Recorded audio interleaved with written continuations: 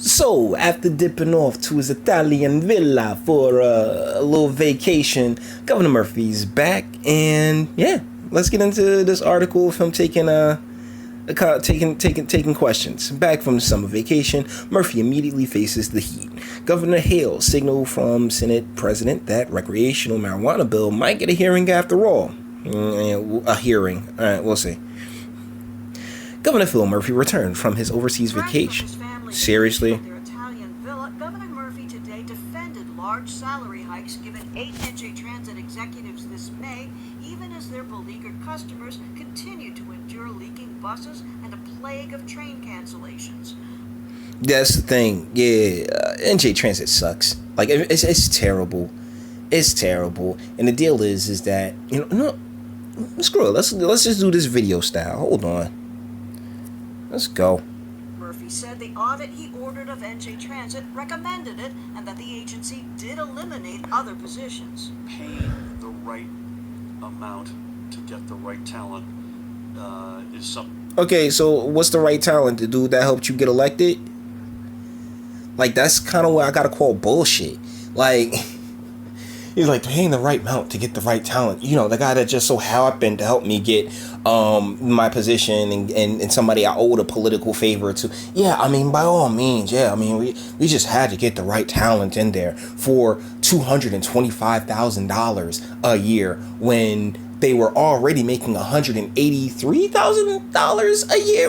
What? What are you? Thing that makes sense in terms of the audit recommendation that we're committed to, and make sure you get the right talent. So, like, as far as like like the audit recommendations and all these other things, it's just like rich people shuffling the board, right? Like the audits and the investigations, all of these things are just to buy time in the public eye. Let things go quiet down. We got an investigation going. Shh. And then the problem goes away. We don't have to worry about it. Or, they're wrapping the investigation up. Don't worry about it. Okay, so here's what the findings of the investigation and the audit. Yeah, give them more money for nothing. Not some political crony that you want to park somewhere. 2 of those NJ Transit Nonsense. That's exactly what the guy was. Particularly the one that I'm thinking about, the one I did the video on, who went from 183 to 225. Bro, 183 was too much. We should be capping public salaries at like 100K.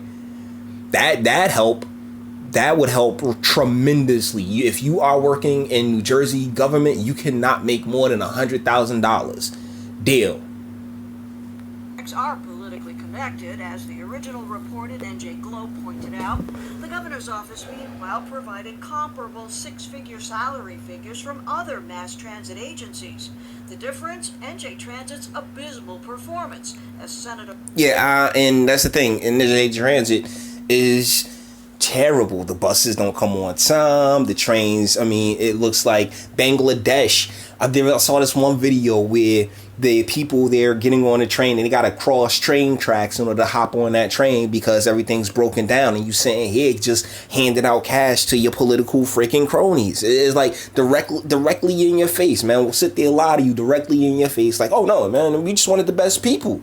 Man, let me tell you something. We can go to a prison right now and pull one of those guys, pay them, $60,000 a year, and they probably do a better job. Because guess what? They're not the political crony that you have in that position right now. Play no games, man. Come on. Loretta Weinberg said, perhaps we can compete with the better service provided by those industry competitors. We need NJ Transit's plans for how this agency can fulfill the basic transportation needs of our commuters. Our objective. Okay, so shout out to Loretta Weinberg, because on this, she's 100% or she's on point. When it comes to the social stuff that she trying to push through, nah, darling, I ain't really with you on that. But when it comes to the New Jersey Transit, I gotta rock with her on it. Here, as I've said many times, is to bat 1,000, but you need to put the right team on the field to have any. And the right team just so happens to be the people that got you in the position that you're in right now. Weird, huh? Strange, isn't it? Realistic chance so that you can count 1,000. The governor, after visiting Nokia's Murray Hill campus to discuss innovative economic development, also told reporters he welcomed Senate President Steve Sweeney's desire to push one more time for legalizing recreational marijuana, perhaps in the legislature's late. Honestly, I'm all for putting it on the ballot, because that's the thing. They don't want to get it on the ballot. That is the last thing they want to do, because it would institute a constitutional amendment. It would be the Wild West. You can grow, you can do whatever. If we do it, and really the wording of the ballot question, that would be something very necessary to ensuring that it's just legalized. And they don't want that. No, because they know that that's profit out of the window. They know that that's going to knock into the state's revenue stream, because they're now depending on that money to keep the state afloat. Because really, we are headed towards a financial cliff. Session before putting the measure up for public referendum in 2020. The status quo is completely and utterly unacceptable. So getting something to happen sooner, if we have a real shot at it, I'd be all in for that. On other issues, Murphy said he remains unwilling to renew the Economic Development Authority tax credit programs for a few more months. He wants a whole different set of incentives. He also discussed his administration's firing of 30 Schools Development Authority staffers, 27 of them hired by former CEO Lizette Delgado Polanco. And if you can recall, this lady, this was the one that brought in her peoples. Like those people that got fired was the ones that she brought in, making hella bank. Making well over $100,000 a piece. I mean, that's the thing. The government funds, like, our government's way too large. Jersey's government has to shrink.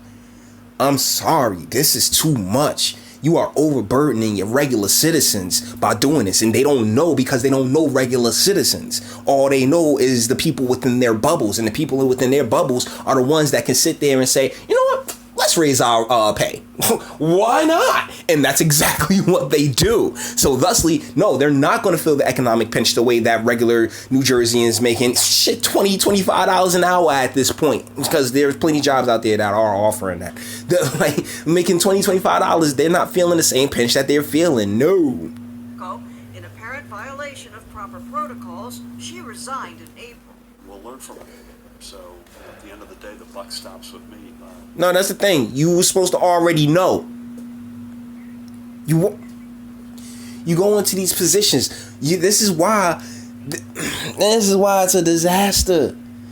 And I called it. I called this like 3 years ago. I said that New Jersey was going to end up a disaster under Murphy, because Murphy he's not from here. He's not one of us. He is a national establishment plant.